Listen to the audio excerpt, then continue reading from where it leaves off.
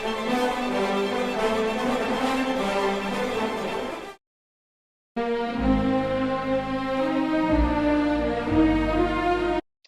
right, friends, we're welcome back. Welcome back. All right, salvation history. 12 time periods. It's easy to remember 12 apostles, 12 tribes of Israel.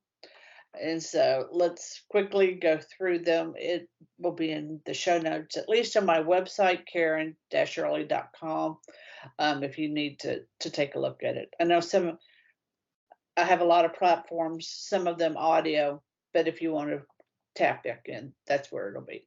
All right, we have one, the early world, Genesis 1 through 11. Two, the patriarchs, Genesis 12 through 50. That was the blood covenant with Abraham. Three, Egypt and Exodus, the Red Sea, crossing of the Red Sea, the desert wanderings, Numbers, conquest and Judges, Green, Joshua and the Judges, the green hills of Canaan.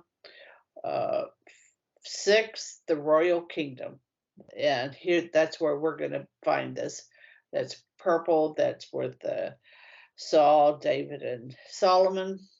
Then we have the divided kingdom, the exile, the return from exile, the Maccabean revolt, the messianic fulfillment, and then the establishment of the church.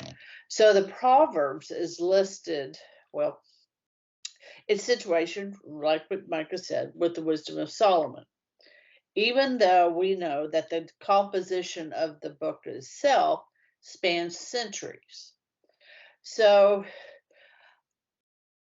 a phrase can be used to call it Solomon's tradition. So even though it may have been written, after the return of the exile, it could have been an oral tradition from the time of Solomon's reign, and it fit that motif that is employed here with Proverbs.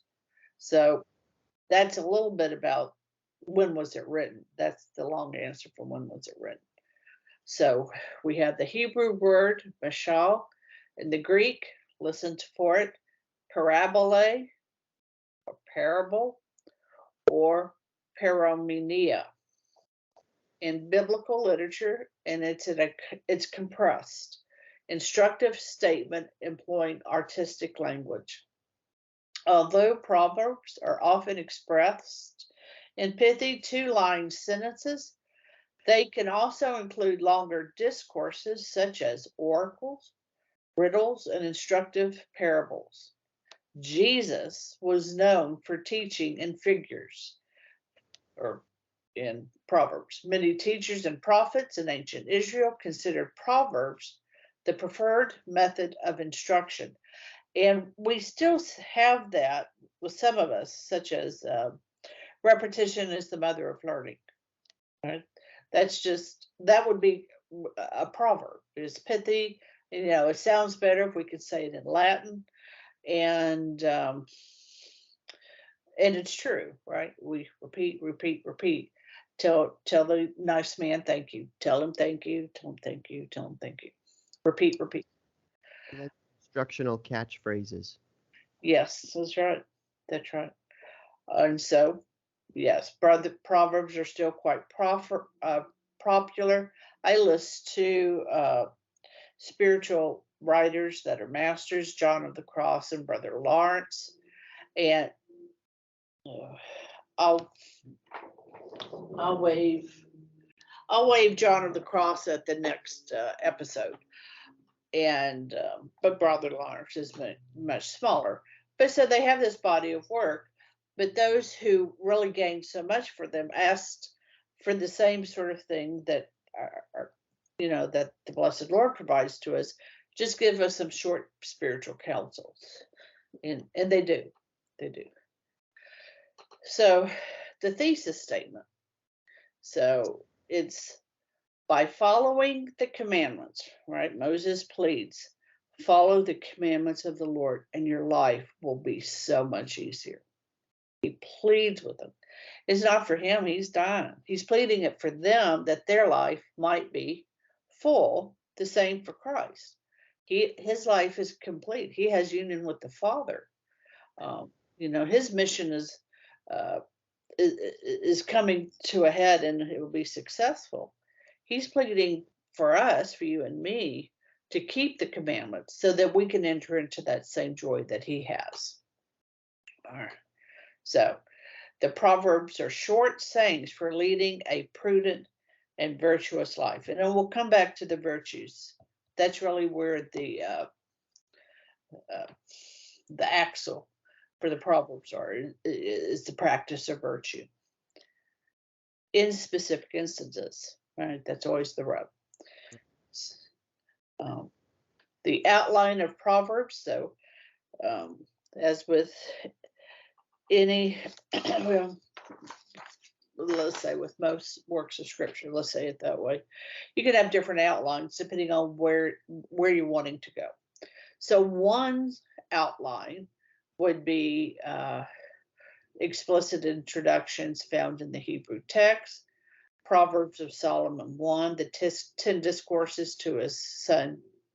And we're going to look at Proverbs book 1 ourselves. That's where we'll be, the Proverbs of Solomon 1, followed by Proverbs of Solomon 2, the couplets, words of the wise 1, counsel and knowledge, the Proverbs of Solomon 3, more couplets, the words of Agur. So they're not all Solomon. Solomon didn't write the whole thing, and the words of Lemuel. Another possibility from the study of structural analysis with the structure. So if we have more of a point of view of spousal imagery in marriage, fidelity, and we have that noble woman who takes charge of her vows, then we can look at it and maybe come up with another way of organizing.